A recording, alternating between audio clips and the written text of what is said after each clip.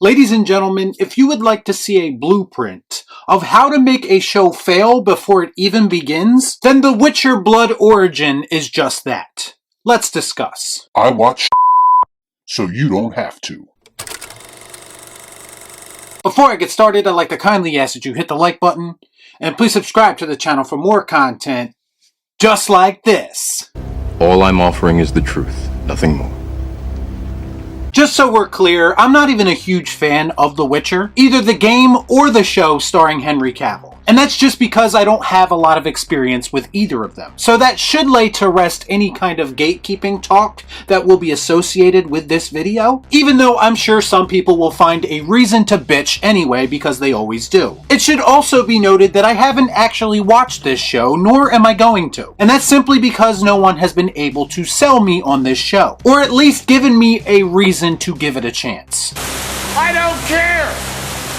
Because we are way past the point of giving Hollywood, and especially Netflix, who literally greenlights everything, the benefit of the doubt. Because they need to do something, anything, to earn that privilege. And up until this point, they've done nothing. But I'm going to tell you what I do know about this show. What I do know is that The Witcher has this rich history of lore that Henry Cavill himself was a fan of, by the way. And based off most reports, the very reason he left the show to begin with was because the writers refused to follow the source material. A report that was later somehow spun into Henry Cavill being a sexist on set. And apparently this was just because he was questioning things as it relates to the story being told. Sound familiar? That's every day of my life on YouTube, basically. God forbid you want source material followed and you voice any kind of displeasure with something, because if you do, you will instantly be labeled as something.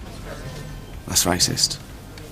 So it doesn't surprise me one bit that Henry Cavill abandoned ship before it went down. Does any of that sound like a rational environment to work in, if in fact you are a normal thinking person? So that was strike one that made me come to the realization that I'm glad I never got invested in this series to begin with. If you don't have any respect for what came before, then I have zero desire to give that TV show or movie any level of my energy. Then we come to the next big red flag in this situation. A video was released just before the new series dropped that featured some people that are involved with the show on the red carpet giving people 10 reasons why they should watch The Witcher Blood Origins. And if I didn't know any better, what they were actually doing was giving us 10 reasons not to watch this piece of shit. It's literally almost as if they want it to fail, or they just have no idea what people actually want from a Witcher show. And I'm more inclined to believe that, honestly.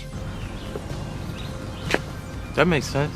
Because let's face it, if modern Hollywood is good at anything, it's giving us everything that we don't want. But some of their reasons included such things as, the cast is insane, or the action is fierce. They're really stepping outside the box to sell us on this show, aren't they? Here's a question, do these people write reviews for Rotten Tomatoes as well? Because it's about the same level of intellect here. Another person said that it explores parts of the lore that have never been explored before. Could it be because those parts of the lore that you speak of don't actually exist? Or are at least being misrepresented in some way? Based on the circumstances of the Henry Cavill exit, I would say that's a safe bet. And then we come to the biggest reasons that these people, the writers, the creators, feel like we should watch this show. That being, it has the first kiss between two men in the show. And that's not all, there is a deaf, sign language using character in the show as well. And I'm here to tell you these revelations left me over fucking whelmed with excitement.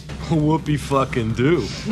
Hey, I'm impressed. Let me be very clear about this because there's a lot of dipshits on the internet who are incapable of any kind of critical thinking or comprehension. If you're trying to sell us on a show, and one of your biggest selling points is that it has representation, that pretty much tells us all we really need to know about what should really be important in the show, that being things like story and character development. And that those things most likely do not exist. Because you see, the people who are obsessed with these things, more so than anything else in their entertainment, these people tend to be quite shallow and uncreative. Because to them, a character's race and sexuality are the only personality trait that they need. In fact, entire characters in modern entertainment are defined by these things, and used as sick pawns in these little culture wars that people like to have. And I don't know how many times I have to say this before people understand it.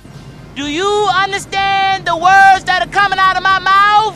But when you sell us on entertainment using people's ethnicity or gender, or disability in this case, to me that's more disingenuous and disrespectful than anything. And it absolutely boggles my mind that more people don't see it. No, what they'd rather do is attack someone like me who's actually speaking the truth, because the truth is actually too hard for some people to hear. Because they want to live in their protective bubbles and pretend that Hollywood is now being virtuous and trying to make up for all the horrible things they did in the past. I hate to break it to you, but Hollywood really hasn't changed all that much. They just got a little bit better at hiding who they truly are. So what do as a result? They hire uncreative people with no real life experience and who know pretty much nothing about the thing that they are creating. And what are we left with? Shallow, forgettable characters in a hollow world trying to tell us piss poor stories.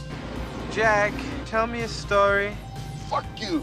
Oh, that's one of my favorites. They know that everything in this show sucks, but if they add a gay couple and a deaf person, they can use them as human shields because no one would dare question the quality of this show with this kind of representation, right? I'm really quite tired of this bullshit, and they're quite literally telling you exactly what they're doing, and still people continue to fall for it or even defend it. That's why I say that things like this aren't made for fans anymore, they're made for the dumbasses on Twitter. And for people with the attention span of a fucking gnat and the intelligence of a goddamn brick. Strike two, making stuff for the wrong audience. And then we come to the final cardinal sin. That being that they produce something so bad that even the shills on Rotten Tomatoes can't lie about it. And you know it's fucking dog shit when that happens. And these shills will suck off just about any company if it means they're going to be earning some exclusives and some of those cultural brownie points. I'll cradle the balls, stroke the shaft, work the pipe,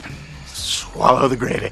But here we are with Blood Origin sitting at a 38%. I've made it no secret that I'm getting tired of the culture war bullshit. I just want good stories, and I try to judge things based on what I see on screen and not all the noise around them. But when the people involved in creating this shit are this blatantly tone-deaf and ignorant, and basically admitting to all the things that people say I make up in my head, how in the fuck am I supposed to get myself invested in something enough to actually give it a chance? Because you've already made this show about everything except what I actually give a shit about. Filmmaking, acting, writing, story, plot, cinematography. They could have mentioned any of those things at any time and got a more favorable response. Instead we got, well, there's a lot of action, there's some recognizable faces in this show, oh, and by the way, there's a gay guy and a deaf person. Well, now I'm on the edge of my fucking seat. This shit is so garbage that the people who made it can't even come up with a valid reason for me to watch it. And to that I say, no problem, I won't. Thank you for not wasting my fucking time.